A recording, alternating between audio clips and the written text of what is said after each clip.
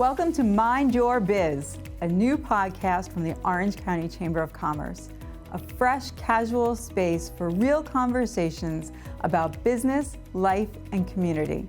Hosted by me, Heather Bell, President and CEO.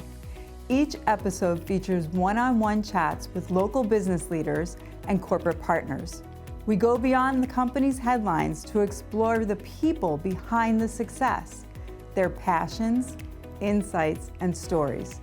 Tune in for honest, inspiring conversations that showcase the human side of business and highlight what makes our county thrive. Welcome to today's episode of Mind Your Biz.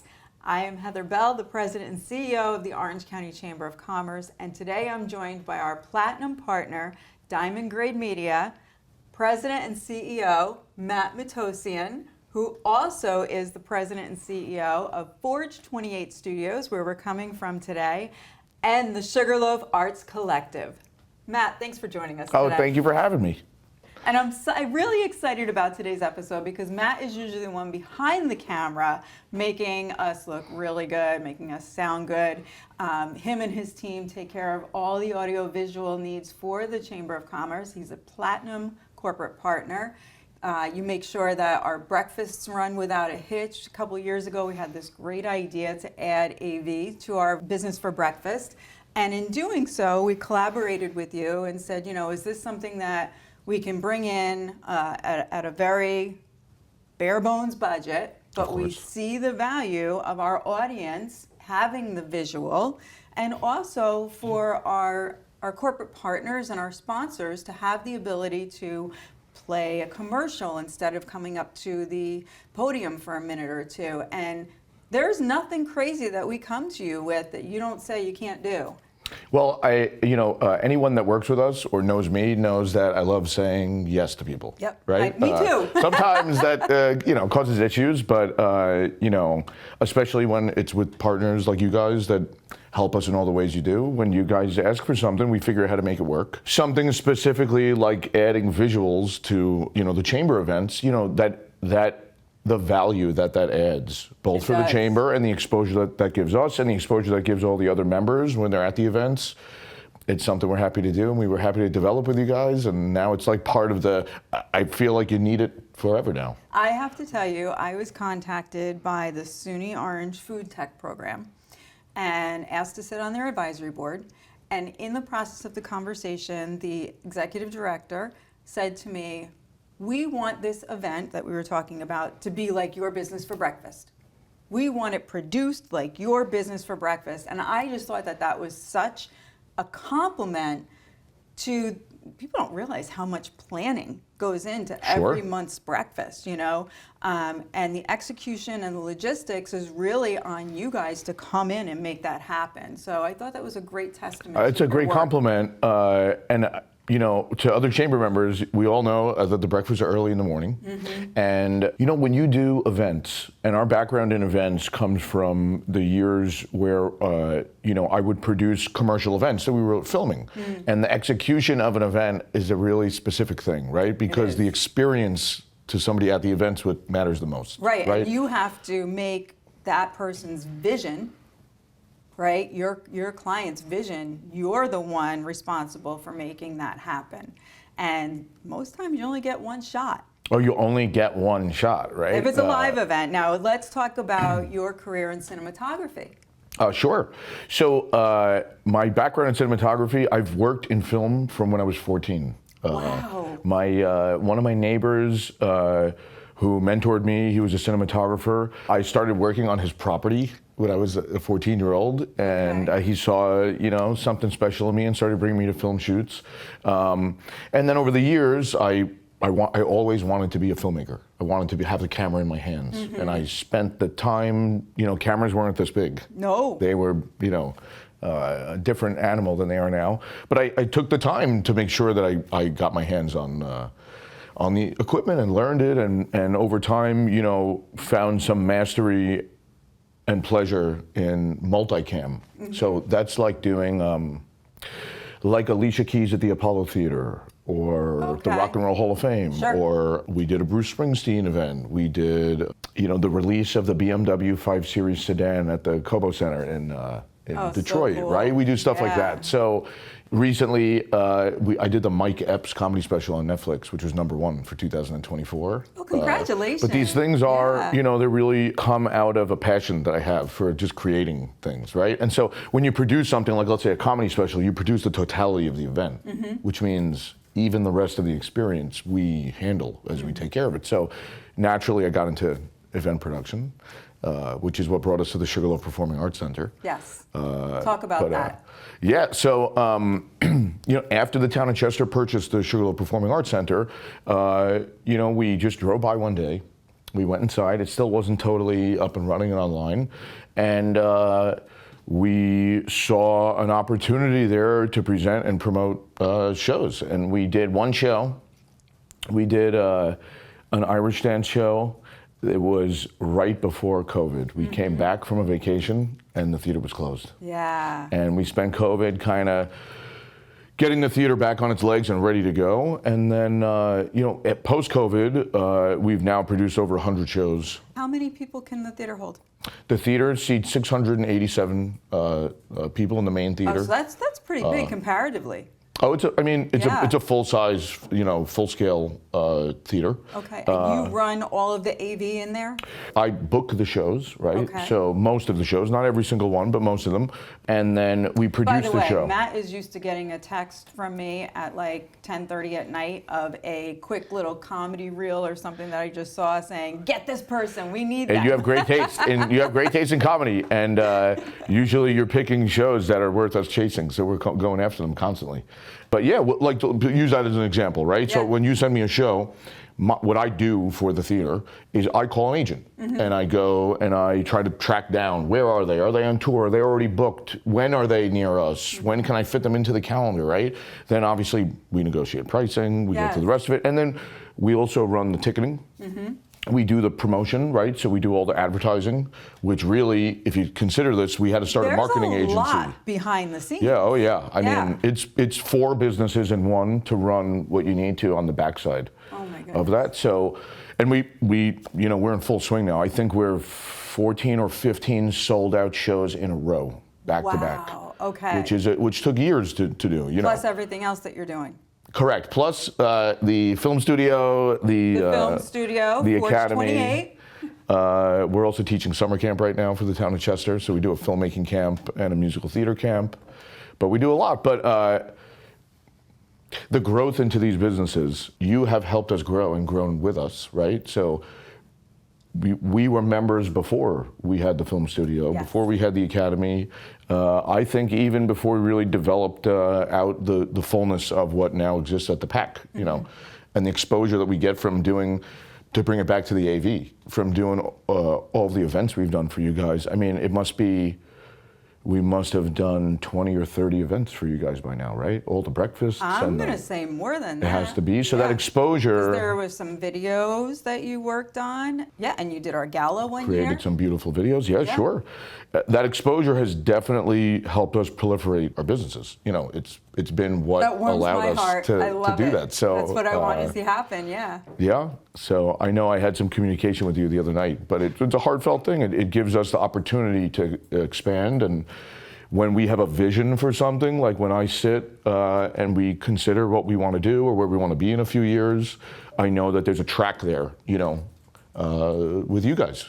So I just want to say thank you for that. Even thank you for you're the opportunity so to very create this, production that we have. Yeah, if you need a production studio, get in touch with Matt and his team. Forge 28 is absolutely beautiful, very accommodating, and I can't say enough great things about our relationship and the businesses that you have grown with Andrina and the rest of your team, and the relationships that you've cultivated through starting each of these businesses and how you intertwine them. And like you said, now you have these 3 businesses, but now you also needed a marketing company, so there's always that next step. And I love it when the chamber's the first call, Always. So I'm big like texting or calling people Yep. instead of like 1,000 emails. So sometimes I'll just like dial Heather's number and be like, I need a attorney. Who do I call? Yeah. Or and we just love it when we're asked for that referral. So we take the time to get to know our members. And when you call me up and say, Heather, I need an attorney, I understand what attorney parameters you need, right? So I'm not going to send you to a personal injury attorney. well, because you know me and you know probably Right, what I I'm know the working size on. of your business. Same thing, like we'll even use a CPA better, right? Sure. Call me up and you say, Heather, I need an accountant. Who we also got through from you guys. Oh, right? yay. Yeah. We understand if you are a solopreneur that is just starting your business, very little overhead, or very little funding for your overhead, we can't send you to one of the big guys. Sure. But we want to send you to somebody that we feel is qualified, right? So we look at who do we have that's an accountant, and these three businesses would be the best referral for this size business. Absolutely. What's important is the relationship that you have with the businesses lets you make those decisions, right? So I trust your judgment on the selections that you make, but there's another side to it, right? So when I work with another business and I see how fantastic they are, I say to them, do you work with the chamber? Do you know Heather? We have gotten and so I many have the referrals trust, from you. in what's going on there, that I know that they're going to want it. It will help them. Now let me ask you a question. The number of referrals that we got from you is just fabulous. We so very much appreciate it. So that, to me, that's a 5-star review, right? Have you received feedback from these businesses? Do they find it's a valuable investment in their business? Every single one. So I work on a system of trust with all of my clients and with all of my vendors, right? And most of the time, a good client or a good vendor becomes my personal friend. Sure. So when they're asking me for something, I have to trust in the reference that I'm giving them. So I have to have a high level of confidence. And when I refer them to the chamber, I'm pretty confident in what's going on. So I kind of know that it's going to work out. But I can think of the last 2 or 3, just to reference the ones that come to memory.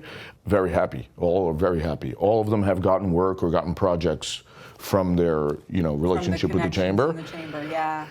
I can think of easily 2 or 3 large-scale events that we now do yearly for clients that are fantastic clients and wonderful to work with and wonderful people. We got them directly from working with the chamber. There's a ton of filmmaking opportunities that we've gotten. Relationships that we have with even people outside of the chamber, the way it represents us, the way that we're able to kind of feel confident that we have 2 feet on the ground at all times. Look, this helps is us. not an infomercial for the chamber. Let's talk about crisis management. How in-depth in crisis management training do you and your team have to go to be able to successfully execute an event, but also prepare for the unknown? Filmmaking and event production are basically preparation for the unknown. So if you ever see a film team bring equipment somewhere, we always say we're really a moving company that sometimes films, because we bring a ton of equipment where we go. Most of that equipment is in preparation for the unknown, right? So what if the sun's coming through a window at a weird angle and making a beam of light that travels through the room, or there's or a sound issue, or radio interference? How do you prepare for that? Right. You go in ahead of time and you see if there's radio interference, but sometimes you show up and there's radio interference. So, but what about something massive? I remember when I was with Heineken USA, we had a big event at Randall's Island, and the fire alarm went off. I think that it's definitely a learned talent, right? It's something that you have to develop, and experience, definitely gives you a solid footing. But when things are beyond your control, which is very common, you got to keep a cool head. Stay calm, see your way to the end of what you need to get through, right? And you find the right path. But usually, being cool under fire is a definite mandatory thing. I have seen you do that. I can honestly say that I have seen you do that. There have been times where maybe only the people from the production know that something's happening, and I have seen Matt stay very calm, cool and collected, and kind of tiptoe around and go check on this and go over here and check on that. It's impressive, because most people, human nature is save myself, right? So they want to run out and take care of what they need to take care of. Whereas you and your team need to think about, these are all the guests in your house, right? And how do you keep them calm? And how do you work with first responders and whatever it may be? So kudos to you and your team for the way that you handle that. Let's talk about Forge 28. Sure. So this is a full-service production studio that is next door to Warwick Performing Arts Center. Correct. And Warwick there's a Center for the collaboration, Performing Arts. right? Yeah. So in producing shows at the Loaf Performing Arts Center, one of our closest partners and friends, and they're family to us almost, is Melissa Patton Mass and the Warwick Center for the Performing Arts. They produce the highest level quality performances, at the theater. Mm-hmm. We just had SpongeBob SquarePants. There's a whole year's worth of content that they produce. But so in the partnership that we developed with them, we came across two spaces that we could rent. One of them we decided to develop as a production studio, right? So that's Forge 28 Studios. That's where we're sitting right now. This room is called Igniter. This is the podcast room where we film podcast studio.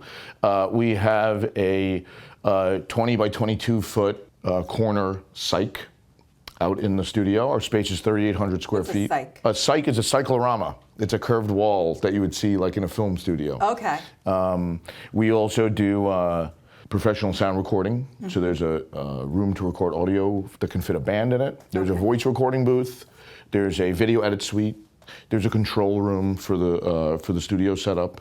It's a full functioning, high-level video production studio. Well, we're looking forward to hosting a couple events here, so we can get you more can't wait. exposure. Yeah. And then, but next door, we have a 4,300 square foot academy, which is really something that has been years in the making, at least on my side of things. Because we love teaching and sharing the wealth of knowledge that we have in the different things that we work on and develop.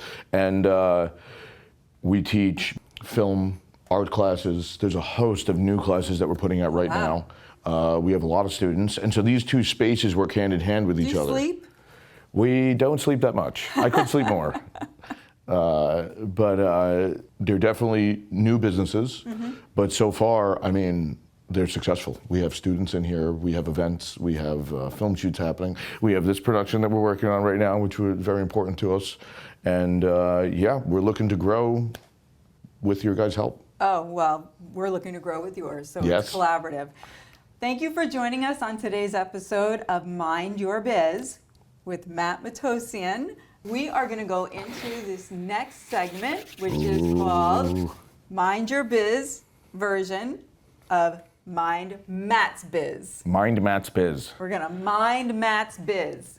Ready? I'm ready. Okay. What's my first question for you? Car or motorcycle? Ooh, car. Okay. I love cars. Sports car or sedan? Sports cars. Where would you go if money was not an issue anywhere in the world? I think I'd be here. Yeah. That's wonderful. I'm sure our county executive would love to hear that. Yeah. Orange County is the place to be, man. Okay. Flowers or prints? Prince. What's your favorite ice cream? Pistachio. Everybody says pistachio ice cream. Because it's the best ice cream. That's All right. Now we're going to get, he told me I had to be edgy. Boxers or briefs? Oh, boxer briefs. We are fun here at the Orange County Do people Chamber of wear other Commerce. underwear than Right? those? I don't know. I don't wear those kind.